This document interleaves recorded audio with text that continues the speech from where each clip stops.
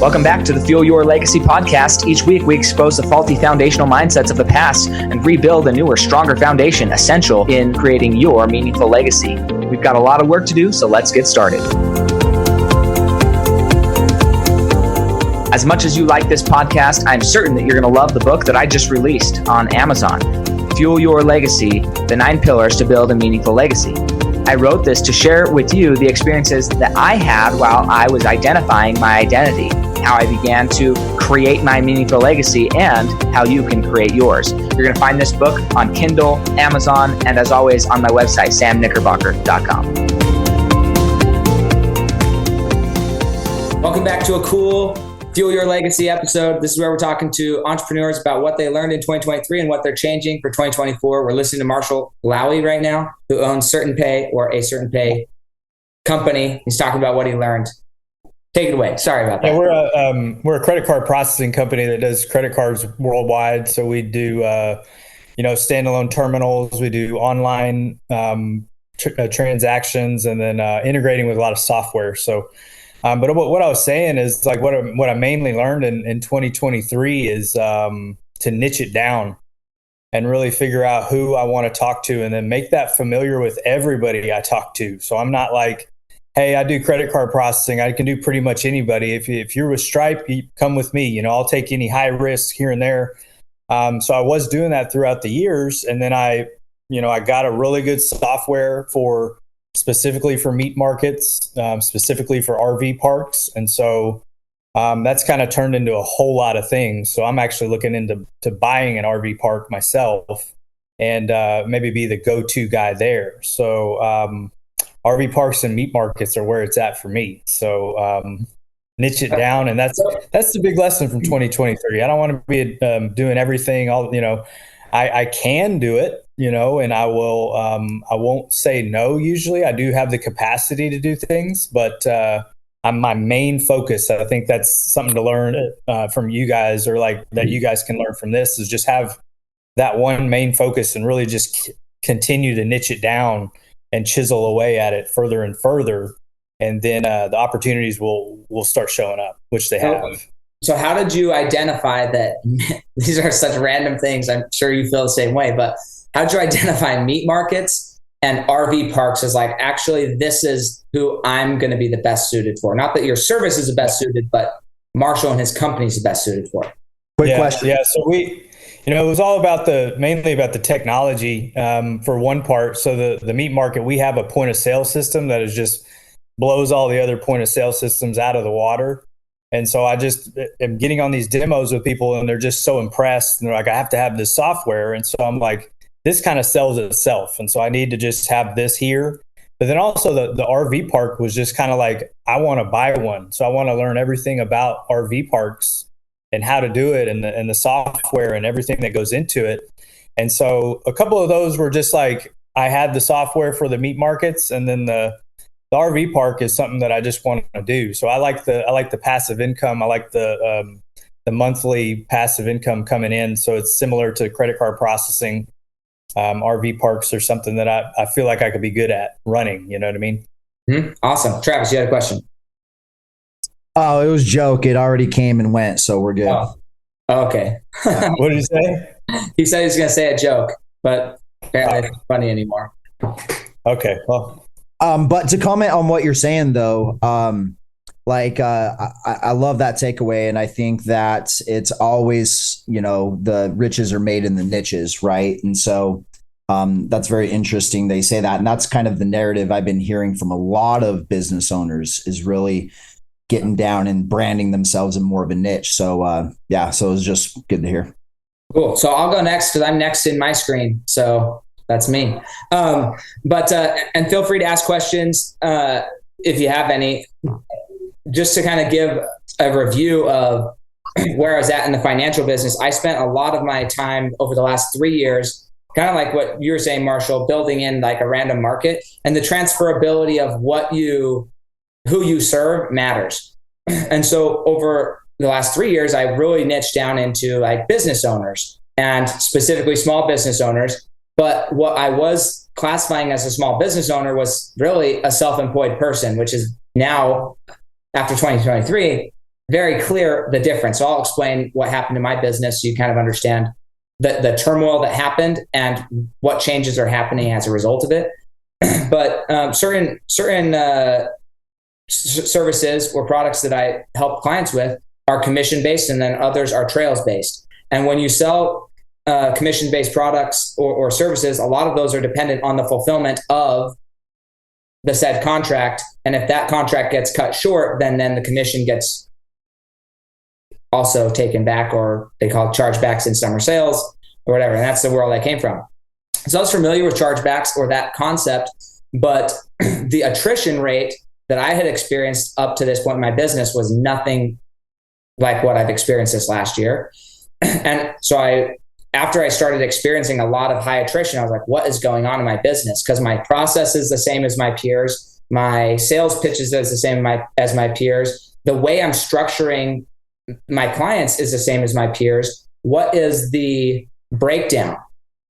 And there are a few things. One, a small business owner that I learned has a business, and if a few people in their business or times get tight, generally their income doesn't drop. They just fire people and then they just do more work. But a self-employed person who is a business owner, in scare quotes, right? If their income drops, then they get screwed and they're too stubborn to go get a job, and which means their income cuts off and then they suffer. And then that means they don't fulfill on their other contracts that they have put in place. And so that's a distinction now. Like, okay, how do you adjust for that demographic who is self-employed? You can still serve them, but at what rate? So then the other thing I looked at is the business composition of my peers and what my business composition was. My business composition was about 20% business owners and 80% self-employed people. Well, it was probably like 70% self-employed and then 5% employees. When an employee loses a job, they go get another job. About the same pay. When I looked at my peers, they had about 50% of their clients, 50 to 60% were employees, 30 to 40% were business owners, and there was only about 5 to 20%, depending on the person, of self-employed people. And so on the face, our businesses looked like they were doing just as good, but underneath, our underlying business composition of who we were marketing to was way, way off. And so although I had like a banger 2022, 2023, when shiz hits the fan and the Fed raises rates 4% and everybody loses their jobs, or the self-employed people lose their streams of income, then their business, who were compensated by employees, didn't really change much, whereas mine contracted drastically. And so that's a change in just clientele of who I'm focusing on now. Just like you're saying, hey, we were doing a shotgun approach. Now I want to go to meat markets and RV parks. Because what about RV parks? They always pay their freaking rent, or you own their plot, right? Yep. It's coming meat markets, so it's like, exactly. So it's like, what are these things? Another area that I found was I was doing a lot of like alternative financing through life insurance policies, which is fine and a great product and service for the right person. But another aspect of composition of these other things, while they're doing employees, their employees are contributing to 401ks. And so then when their 401ks when they age out of that and they wanted to go to retirement, then they flip it into annuities, and annuities almost like never charge back. And so I was building myself in a market that was never going to have something to turn into an annuity, because self-employed people, guess what they don't put money into? 401ks. And so it's like, so anyways, I've been in this business 8 years and I've never had this problem. It's just been great growth. And then 1 year, I found out that my previous specialization over the last 3 years was maybe not the right specialization, which is, it was good to learn for me. I really am grateful that I learned that now. But it was a hard lesson. And so that for me, I would just encourage everybody looking at your business composition according to your peers and saying, hey, am I building what's going to be long-term sustainable from a composition perspective? Or am I building something that is short-term cash, but not going to be long-term? This happened to another one of my clients in the loan officer. He, during the last few years, he built all of his business rather than going after the refinances. He built it all in new builds or in people moving in and out, and built those relationships. So when the market drops, yes, he's not doing 20 loans a month. Now he's dropped down to 7 or 10 loans a month. But most loan officers are lucky to get one every other month because they got in because of the quick refinances over the rate drops, and they didn't build properly. And so it's that same type of thing. Where is your business composition, and are you building to the right thing? So that's the biggest thing that I learned in 2023 that I'm not going to repeat in 2024, and that I'm putting in very intentional effort to either work with qualified business owners, which is fine if you're a small business owner, or building in a composition of employees into my portfolio to offset more market risk. So anyways, if you have other questions or things that come to mind as I was saying all that, love to hear your insight, because those are things that I learned this year. Do you build up a lot of like referral partners in different industries? Is that part of your focus, or are you just purely marketing? No, I pretty much all off referrals. Like I get all my business word of mouth. So like I still get a lot of business, but it's just if the business is not as, anyways, there's things to learn there. But yeah, all of it's referral partners. Due to licensing issues, then there's limits to compensation of referral partners. So it really has to just be like tit for tat. Like I direct people your way, they direct people my way. I'm in health and life, so I totally understand. It's just an interesting game, and there's no like. Anyways, it's good. It's still good. Like the reality is, and I don't mind sharing some things publicly, but I still made over $150,000. We'll just say that. I don't have to say how far over, but I still made way more than I would make if I went and got a job for working for somebody else. I still did way better than 90% of America. And it was way under what my goal was of doubling my company again and hitting over 500,000. Like that was just didn't happen the right way. Even though if you look at what my new business that went in was, like my new acquired clients that were acquired properly this year after I learned my lesson, I still submitted just as much or more business this year than I did last year. So it wasn't a lack of clients. It was just the previous year's clients were not as qualified as I thought they were. So it's not like my business really shrunk, other than it felt like the income shrunk because I was paying off chargebacks. I think coming into 2023, I think people got away with a lot of really bad habits in their business. I think it's catching up to people, and you can tell the people who's done the work, and then you can tell the people that haven't done the work. And it's going to continue to be a similar story in 2024. And Tony Robbins said this, so many people said this, and I totally believed it. Who comes out on 2025 that stayed through 23 and 24, plateauing or even growing slightly, is going to see their business just explode.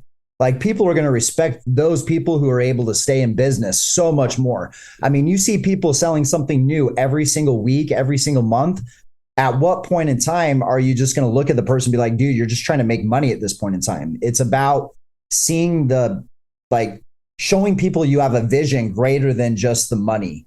Right. And it shows through your sales process, through your branding. And so going back to Sam, and Sam, you're so critical and you analyze everything. And I love it. And I learned so much from you in this. And I love that you're recording this conversation as well. And so, it was interesting perspective, everything, but that's really what came to my mind when you started talking. Awesome. Cool. Well, Jeff, you're up. Really? I get a share? Yes. Sorry about that. A share. You're good. Got my 6-year-old in the background yelling at me. Okay, so yeah, I learned quite a bit in 2023. It's been kind of a big year for me. I transitioned from corporate America into starting my own thing. I was a headhunter, benefits administrator for pretty big companies in Utah. And I got laid off like twice in a row, back to back in 1 year. And that kind of that kind of just sparked it in me. It's been a long time coming, I think, get this journey started, but that's really what kicked me in the butt to get me off the ground and off the sidelines and really dive in.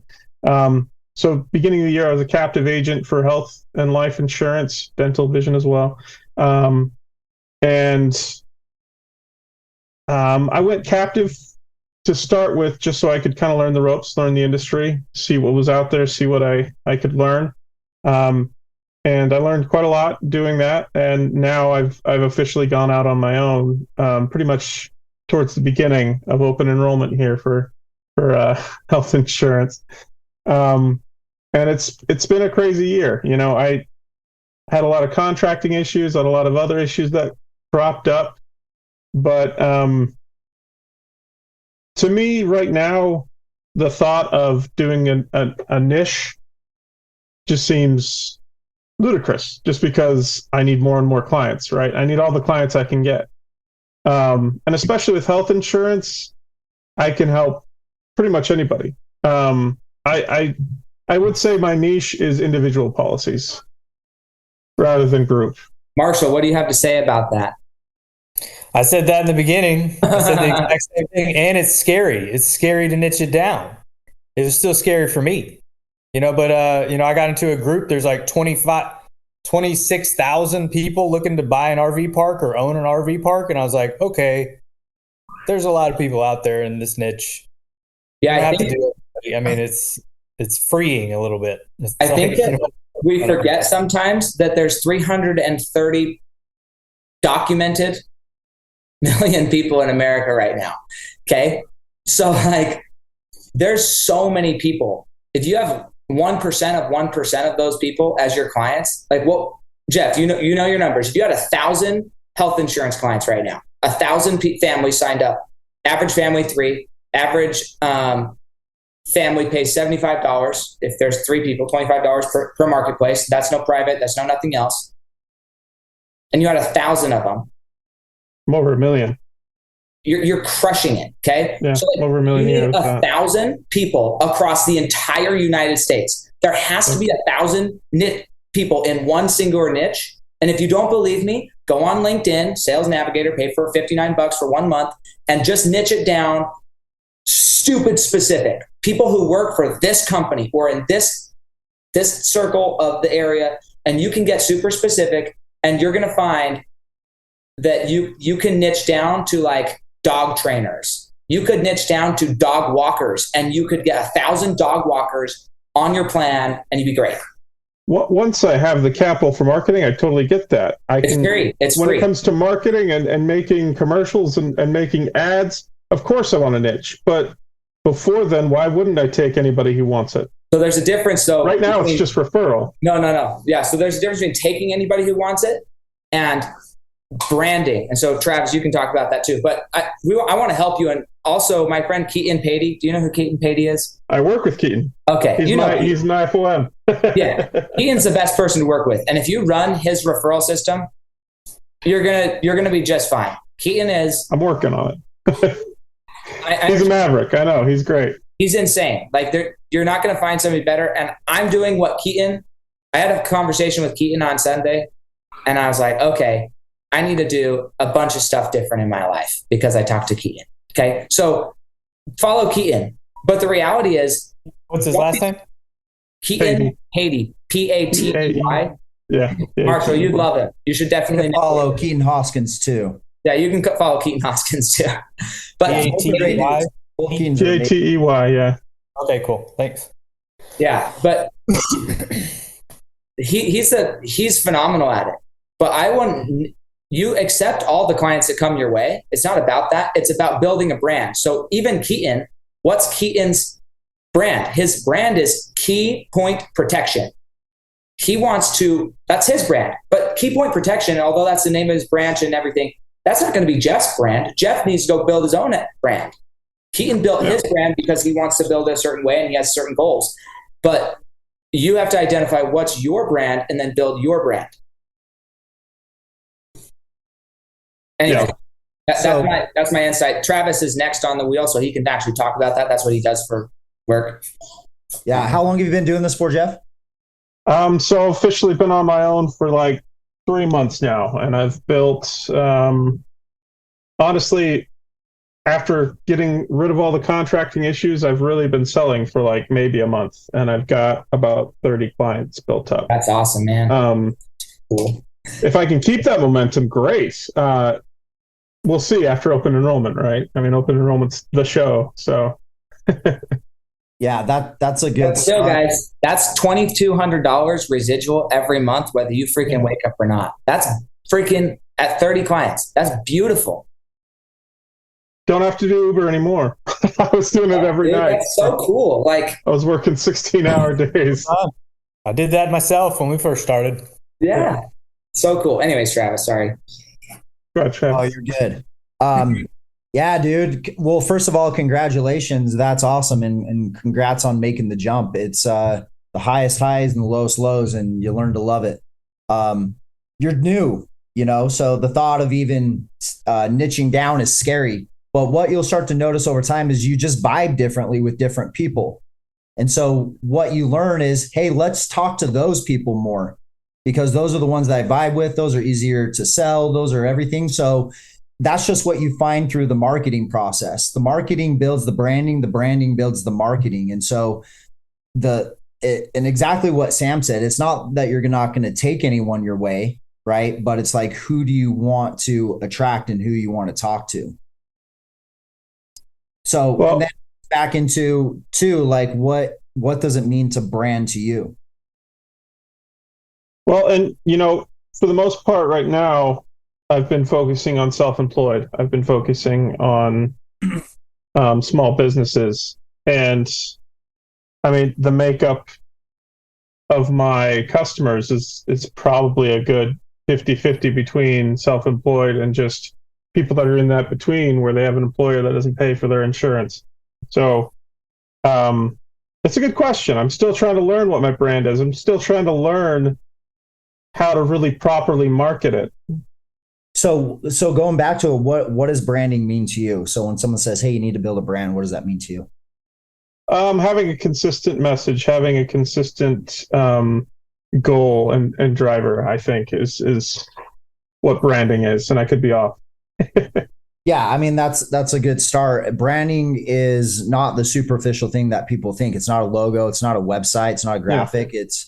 It really starts with, how do you define yourself, right? Like, who are you as a person? What's your purpose? What's your why? What's the way you do things? Who do you work with? What's the result if they work with you?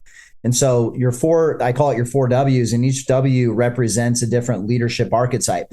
You got your lovers, magicians, warriors, and kings. And so in the process of finding your brand, that's where you should be marketing the lover, which is, why do you do what you do? Then it's the magician. Hey, here's how I work. Here's how my process goes. And then you start to get into the who. And that's where Sam said, talking to this company at this person. So now you're talking to all the warriors. And then lastly, the king, which is, what is the results? And so as you start talking about putting out messages in all 4 of those different archetypes, you're going to find one you speak more confidently from. And then one, you're going to find out where you attract the most business from. And sometimes you don't know that until you start putting it out there. Like, I'll give an example here. It's kind of funny, but when I post a lot on social media about just like who I am, the person that reaches back out to me, like proactively reaches out to me, more often than not, is a divorced 40-year-old woman with 3 or 4 kids who didn't have any financial control in her previous marriage and is bound and determined never to repeat that again. So now she makes around $100,000 to $200,000 a year and is fiercely independent. She could be married already remarried, but she owns the house. He lives there when she wants him to. She owns the cars. Like, she has taken complete control of her life. That person is who my story, because of my past and coming from a childhood that I felt out of control in, speaks to. I didn't choose that. That's just, when I speak my heart, that's who ends up coming back to me. So it's just interesting to think about. Jeff, do you have something else you want to say? No, sorry. My daughter just keeps yelling at me. I'm listening though. Okay. No, Yeah, so that's what I would say. Travis has to go. He says he's got an appointment. That's okay. Yeah, I had another appointment. Hey, it was good jumping on here. Jeff, hey, let me know if you have any questions, man. My Instagram, if you want to send me a message, would love to connect. It's Travis Brady Brands. All one word, Travis Brady Brands. Marshall, Sean, would love to connect with you too. If you guys want to send me a message, I'd love to follow you guys. Awesome. Credit card processing is something that I feel like we're always talking about too, Marshall. So would love to talk to you about more on that. So the bane of talking to you guys. Thanks, Sam, for putting this on. And yeah, I need to put something like this on now for my podcast. This was a great idea. So. Yeah, it's fun. I like it. I've been listening to PDB too much now, and I think every podcast should just be like a crazy yelling match between people. I actually have an appointment as well. Okay, we'll see you, Jeff. I want to hear from Sean, Mr. San Diego. But all right, thank you, Sam, for putting this on. This has been great. A lot of good stuff here. I just started a studio, or really going self-employed, and I'm halfway in and halfway out. I know that's bad, but I used to be an elementary music. Do it. It's okay. Yeah. I used to be an elementary music teacher the past couple of years, and I'm a pianist, and so I live and breathe piano. That's who I am, and so I started this studio in Sandpoint because I want to be self-employed, and my goal is to have just a couple studios wherever I want, and just scale it from there, and employ people to teach for me. And I love teaching little, kids. It seems like with the brand he was talking about, I got to work on that. So I didn't really learn much so far in this year, but I'm working on why am I doing what I'm doing. I feel like the who is mostly homeschool kids and families and stuff, but that's just for where I am. So I don't know if that's gonna transfer, but yeah, just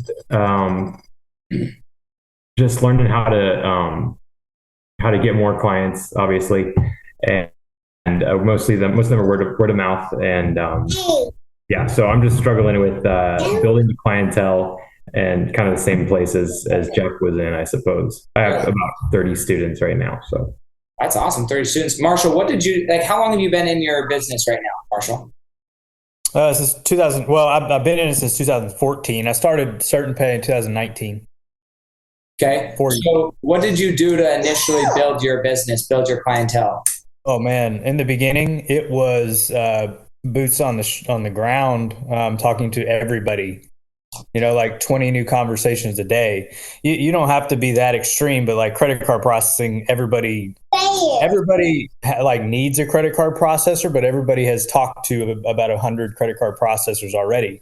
You have a kind of a fun thing to talk about. It's your passion. You talk about piano.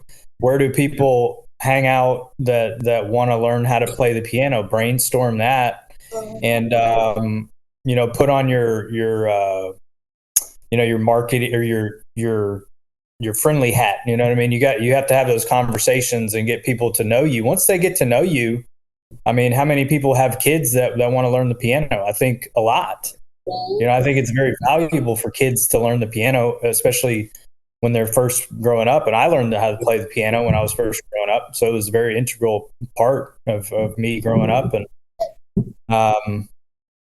that's what happened in the very beginning with us. We had to do it for about a year or 2 years of kind of just, we're out there. I mean, everywhere, like just talking to everybody, kind of jumping on these calls, with strangers right. all the time.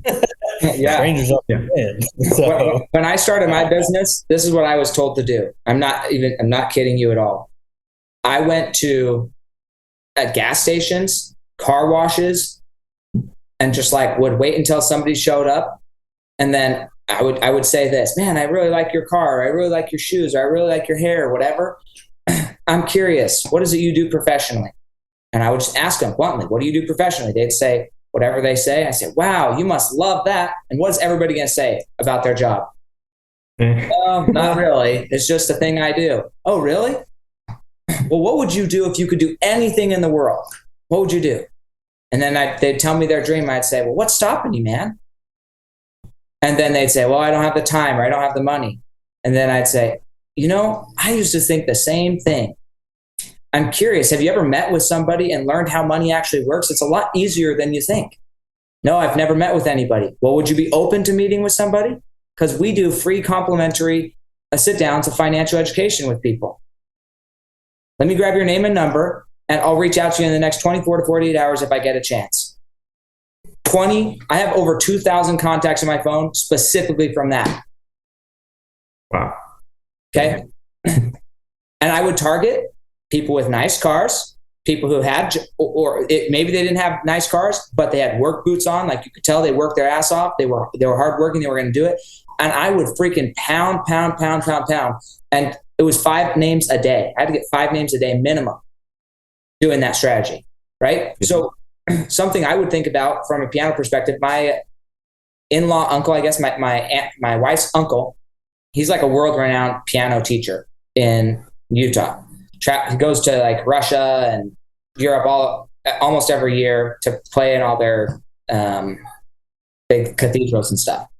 But the point here is he's built a name to where his clients actually fly in once a month for like 2 days worth of training, and then they go home and practice. And then so like you can build your studio from wherever you want. The only reason I'm telling you this is so you can dream big, right? Right. Yeah. But if you can go make $500,000 teaching piano, you can do that, but you don't have to have a bunch of locations. You say, hey, get your ass to San Diego. Or don't, right? Whatever. I'm not saying that you're at that level yet. Maybe you are, maybe you're not. I'm sure you're good at piano, but how good, I don't know. But a lot of it is branding. There's a lot of people who do personal fitness online, and they're not that great, but they branded themselves properly. And then there's other people who didn't brand themselves. They know more, they're better, everything's better, but nobody knows about them, and they make no money. Yeah. It's the funniest thing. And so just thinking about that, like, what does that look like for you? Is probably the parents, marketing to the parents. Okay. We signed up for karate because somebody came and said, hey, don't you want your kid to learn discipline? Not because our kid was like, I want to do karate. No, we signed up for karate because somebody said, hey, don't you want your kid to learn discipline? Yeah. Right. Yeah. Cool. And so anyways, just an idea. And maybe it means that you charge a little bit more, but you travel to them. Sandpoint's, there's not a good airport in Sandpoint, but so that's what I would think about in that area. Ivan, we don't know you yet, but we're glad you're here. You've heard that kind of last part of the conversation. Any words of wisdom for Sean?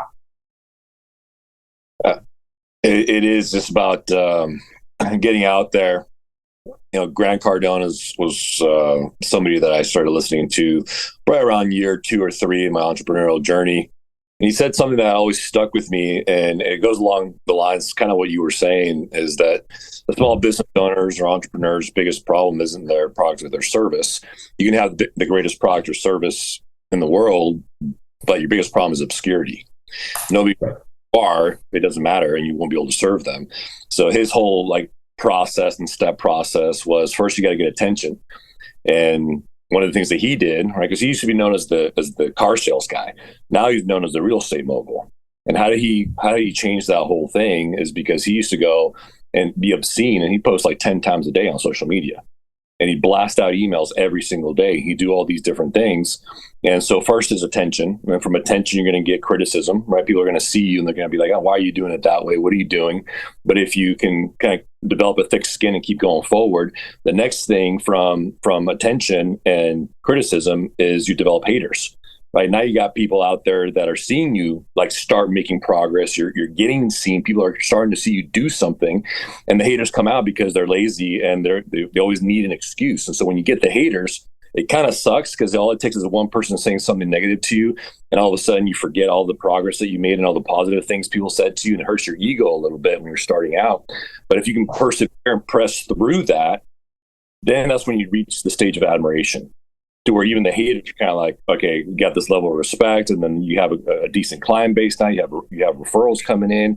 You have people that actually know and like you and trust you now, right? So that's kind of the whole step, and what I would add. And every industry is a little bit different, right? What Sam said, I mean, that's legit marketing right there. And right. I've done a good amount of work with Ed Milet and different trainings with the Miliari group and different things that they talk about. It's the same type of thing, financial services, and go prospect, right? How do you find clients, how do you find people to join your team? I'm sure Sam does very well because he was willing to do those very difficult things early on. So for you, just if you're still starting out, just focus on coming out from obscurity and then hone your skill as you go. Sweet. Right. Thank you. Yeah. Another thing that just something I changed this year that I got lazy in the point that I was like, I got okay with coasting. And like I already told you, my numbers are basically the same as they were last year as far as new business. And that's like kind of sucky because I just kind of coasted. But after talking to Keaton, I was like, you know what? I'm going to do I'm going to do a few things differently. But one of the things was I'm jumping in my freezing cold swimming pool every morning, doing these cold plunges. I hate it, every minute of it. But I'll explain why that matters. But in doing that, another commitment that I made is I'm calling 30 people every day. And if you guys know who Sam Taggart is, I don't know if you guys do, but if you don't, I'd look him up as well. He created Door to Door Con. He's the best door-to-door person out there. Okay. I went golfing with him probably 3 years ago. And I was asking him, like, how are you duplicating yourself? How are you growing your team? And he said, you have to be willing to show your team. You can't just get to the point where you're there and then be there. You have to be willing to do the dirty with your team and keep doing the dirty with your team.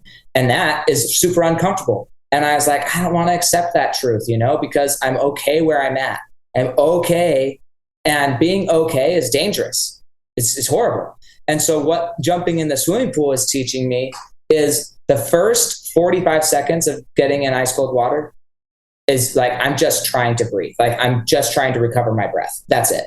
And then the next 40 seconds, I'm still like breathing, but not great. But after about a minute and a half, I'm mostly numb and I can stand there for 3 minutes, 4 minutes, 5 minutes, 10 minutes. It's all the same at that point. And so in my mind, there's a minimum amount of inertia that has to happen for you to be in a growth position. If all you do is get in for 35 seconds, 45 seconds, a minute, and it still is uncomfortable, and then you get back out, that's just flatlining, and your life is just flatlining at an uncomfortable level. You have to have a minimum amount of inertia or time involved in something to get past that to stay into growth mode. And so 30 calls a day, that's a minimum standard. And I set my minimum standard as far as appointments set at 2 new appointments every day. The reality is I've been doing it a week, so I'm not haven't done it forever yet, but my average appointment set is 6 appointments a day. Nice. Because my skill set is good enough that when I was doing just 10 calls a day, I was setting 2 appointments a day. And that's flatlining. But if I want to launch, I need to be setting more appointments than I can do. And then scheduling out 2 and 3 weeks, because this is another habit that I recognize happens, is I can work really hard, set a bunch of appointments. And you got to be careful about this in your especially as you're building like a clientele for business. If you build up a clientele to where like you're slammed, what's the average length that somebody stays on piano lessons with you? If you don't know your LTV, like your lifetime value of your client, then that hurts you. Because if your lifetime value is 6 months, and so you fill it up for 6 months, but then you don't have a waiting list to come right in after that, then every 6 months you're hitting the oh crap button. What am I going to do? And this was happening to me every month. I would make a ton of calls. I'd set 40, 50 appointments and then filter them through. But by the end of the month, I had serviced everybody. Some had fallen out, and then I didn't have any clients left. And so then what do I have to do? Oh crap! Make a bunch of phone calls. And all my mentors, this is a thing. Sometimes you just don't learn it until you freaking go through it, even though your mentors tell you what to expect. And so you may just take this as a grain of salt and not listen, or you may be like, yeah, let's do it. But like, you've got to protect your prospecting time, protect your new business time. Like, that's more valuable than the appointments on your calendar. Mm-hmm. Okay. And that's something that it's taken me a long time to feel it in my bones, to the point where it's like, I don't care. I'm not missing my 30 calls. I'm either staying up late. I'm calling people in freaking Hawaii because it's 4 hours behind, and I can call people in Hawaii. I'm licensed there. I'm calling people. I'm getting my dials in because it's happening. I'm not going to give up just because of time, But the other reality is, this 30 calls sounds ominous and a bunch. It takes me about an hour and a half. If I do it first thing in the morning, by 4 o'clock in the afternoon, I've done 4 or 5 appointments. I've made all my commitments, and I can, with a clean conscience, enjoy my family. Whereas if I procrastinate, then it's 7 o'clock at night, and I'm like, oh man, I didn't get my things done. Mm-hmm. Right. So anyways, there's a lot of lessons that I learned that I'm changing going into 2024. But here's the other thing. I'm not waiting till 2024 to make the changes. I had a call on Sunday, and even though I didn't want to, I said, look, I'm jumping in the swimming pool right now. Right after I got off the phone, I stripped naked and I jumped in the swimming pool. Why? Because I knew I would hate it. And I knew if I waited even 5 hours to do it, I wouldn't do it because I wouldn't be committed. And so I did it. The thing I hated the most, I did it immediately. Anyways. Ivan, what is it? What did you learn in 2023 and what are you changing in 2024? Well, Brian Tracy calls that eat the frog. Right? That's a great look too. Do the hard thing first. So the question was, what did I do in 23 and what am I going to do? What did you learn in 2023 from 2023? What did you learn that you're either going to discontinue or you're going to keep doing? And what changes are you going to make in 2024? Well, I learned, I guess one of the lessons I can continue to learn is that the market always changes, and you got to learn to pivot along the way and not get too bogged down in the minutia of things and the activities. Trying to be busy versus act like productive. Don't confuse activity with productivity. And it's been a little bit of a wild ride. I mean, I'm in the private money and mortgage space. So we do lending for real estate investors, for developers, builders, first-time home buyers.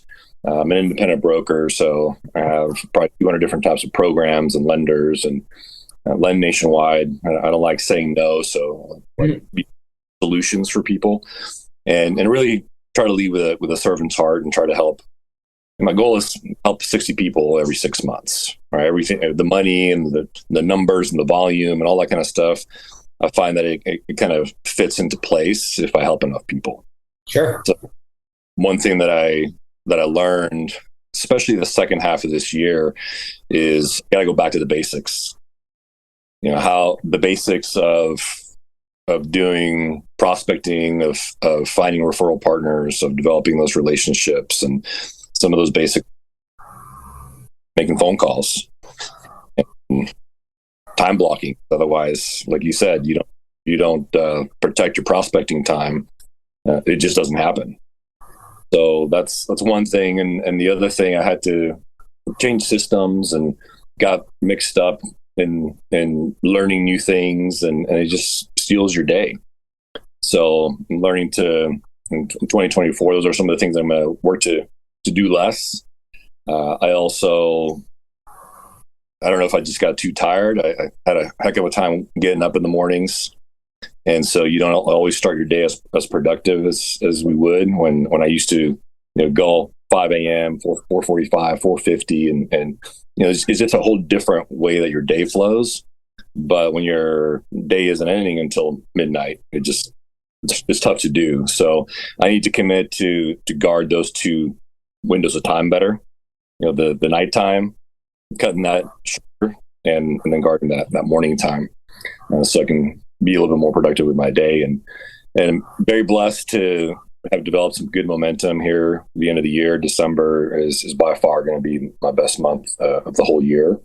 And that's just a great way to kind of lean into the new year. And one of the things I'm doing also, booking more travel appointments. Because one shift that I made in 2023 was to be more intentional about seeking actual home builders versus just your consumer. Hey, I need to buy a house, or I want to buy a second home, or I'm going to sell this one, I need to buy another one, or work a lot with investors, like I said, so a lot of rental properties and things like that. But one thing that we have in this market is an inventory shortage. So, but a lot of mortgage brokers or loan officers do is they try to get in with a builder so that they can do loans for their buyers. And that's cool, but what excites me more is the creative stuff. I want to be the guy on the front end that helps them build the project in the first place.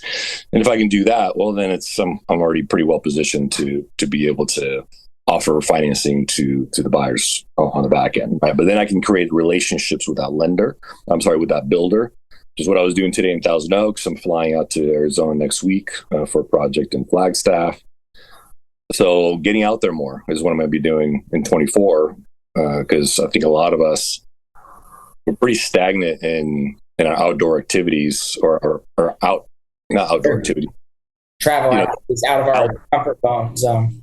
Yeah. We got comfortable being Zoom or phone calls or whatever, and did less networking events, did different things. So definitely going to be doing a lot more of that, which is great, because when you're doing that, we're talking about obscurity, right? When you're doing that, it also gives you more opportunity for creating content. So when I go meet with somebody, or when I go to a site, a home site or something, I'm always going to take the opportunity to do a video and do something and say something cool, give some decent information and put it out there. And you just never know. There's stuff that I shot 2 years ago that all of a sudden I get a call from or a comment about, and that I totally forgot happened. So it's just about being consistent and doing content creation every single day, even if it's just a 1 minute reel, because it keeps your name and your face out in front of everybody. Yeah. Well, when are you coming to Arizona? Because I live in Arizona, not awesome. in Flagstaff, but what are you flying into? Yeah, so I'm flying into Phoenix. Thomas Evans is going to pick me up. So we're going to be hanging out in Gilbert. I have six financed in Phoenix as well. So we're going to go by that job site. And I have another partner out there. And then, so I'll be coming in Thursday. What is that? The 4th of January. Oh, so it's 2 weeks out. Yeah, 2 weeks out. And then probably stay through the weekend. We're going to Flagstaff on Friday, but then we'll be back. So we'll be in the general Gilbert area. Cool. Yeah, well, reach out to me on Facebook. We'll see if we can create something. That's another thing that I changed from my conversation was I committed to doing 2 networking, like in-person networking things a week. It's a lot, and it's hard to find them, honestly, unless you just go to BNI or something. But I don't care. If that's like my fallback is BNI and Toastmasters, then that's where I'm going. I don't freaking care. Well, or one thing you'll have to do is create your own. Yeah, well, that's kind of what this is, although it's not in person, so it doesn't count for me. But I just want to meet more people. The more hands you shake, the more people, the more money you make, or whatever they say that is. I don't know. I just want to meet more. Do you know Thomas, don't you? Yeah. Yeah, so he's right there in Arizona. I mean, he created he created the largest networking group within like 3 months or something. There was like 12,000 people. Mm-hmm. And all of them were like pretty close by. So yeah, you want more events and stuff, more people, more networking, more face-to-faces. Connect with him, man. We're in the same group together, so he'll definitely. Yeah, no, it's been good. Well, that I've got to go. Any final things anybody wants to say? Yeah, I just one question. Sorry. Okay, we'll go Ivan, then Sean, then Marshall. I got that Sean does music lessons. I got that you are in the financial services industry. I imagine maybe you're part of a network marketing company. I actually work with Ed Milet, like in the same company. Okay. Yeah. WFG and maybe the Mail Yard Group. I was with Team Max Out, Mail Yard Group with Nate and Bethany Smith. Cool. So licensed, but it's more of a referral thing. That's fine. You got your gig. Referrals are great. But I never found out, haven't heard what Marshall does. I own a credit card processing company called Certain Pay. Okay, gotcha. Cool. And it's interesting what you were saying. We were talking about that earlier. I was talking about niching down and getting out there again, and similar to Sam, is like getting with groups like this, more groups like this. This is what I need to do. So, I got a lot of good things. I'm going to connect with all of you guys on Facebook, and I got some good notes. So I appreciate this. It was late on a Friday. Kind of didn't want to do it, but I'm glad I did. Hey, well, I'm glad you're here, Marshall. I think one thing we commit to, and you got to take off, Sam, but I started a marketplace ministry at my church, and this is something that was on my heart for a long time. So finally, it was the right time to launch it this year. And one of the reasons for it was because we want to make sure that everybody's resourced and that everybody's resources stay in the kingdom for kingdom purposes. So meaning if there's somebody that does something, let's go to the church first. So I would like to make a commitment here within our group to do the same thing.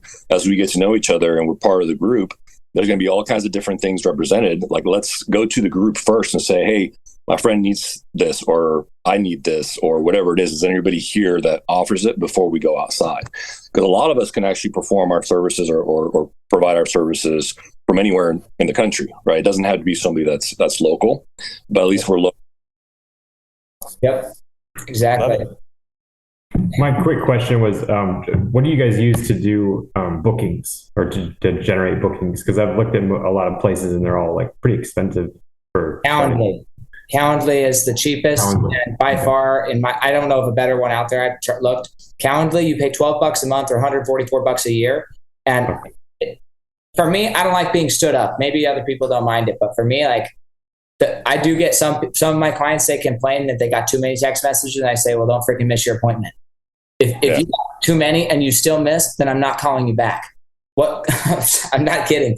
Calendly for 40, you can have unlimited appointments, and they will send out 4 emails and 4 text message reminders at the intervals that you say. You cannot pay an assistant to remind your client that much that they have an appointment, and send out an intake form and send out the link to the meeting. Like, you cannot beat it. You can't get a $12 a month assistant to do that for you. Yeah. There's no way. Thank you. There's another one called Booker. I got a bunch. I work with a lot of people that need that software. So, but Calendly's a great one. Booker's another one. Look that Booker.com. Yeah. All right. Sweet. Thanks. Play with the idea, if you haven't already, Sean, doing piano lessons through Zoom. I'm doing it. Yeah. Okay. Good. Because I've seen it happen, and so I was just like, that hasn't already happened yet. Nail the freaking camera. Say, hook it up to your computer. Right above you. I want to see your fingers. Nice arches. Nails on the keyboard. Let me see the C chord. G. That's right. Prove it. Right on, you guys. Those aren't your mama's hands. Those are your hands. Okay, awesome. Hey, well, this has been wonderful. Thank you so much for joining. Ivan, just because you were the only one who wasn't on when we said it, this is being recorded and posted on my podcast, Fueling Your Legacy Show. Everybody goes around and shouts out their Instagram for anybody who wants to follow who's listening. That'd be awesome. Starting with Marshall. Awesome. Marsh Lowy. Marshall Lowy. And it's just Marsh Lowy. That's my Instagram. Marsh Lowy. Okay. And mine is Sam.Knickerbocker. Sean? Sandpoint Piano. Sandpoint Piano. And Ivan. At Ivan Oberon. There you go. Awesome. If you guys want to follow them, go check them out. If you need some piano lessons or a mortgage or need some credit card processing. If you don't need credit card processing yet, then you should call and find out what would somebody need credit card processing for. It might give you some ideas to start a passive income side hustle online. So just saying, if you don't already have something in mind, just call them and say, hey, how do people use your services? So you can start some passive income. Okay? There you go.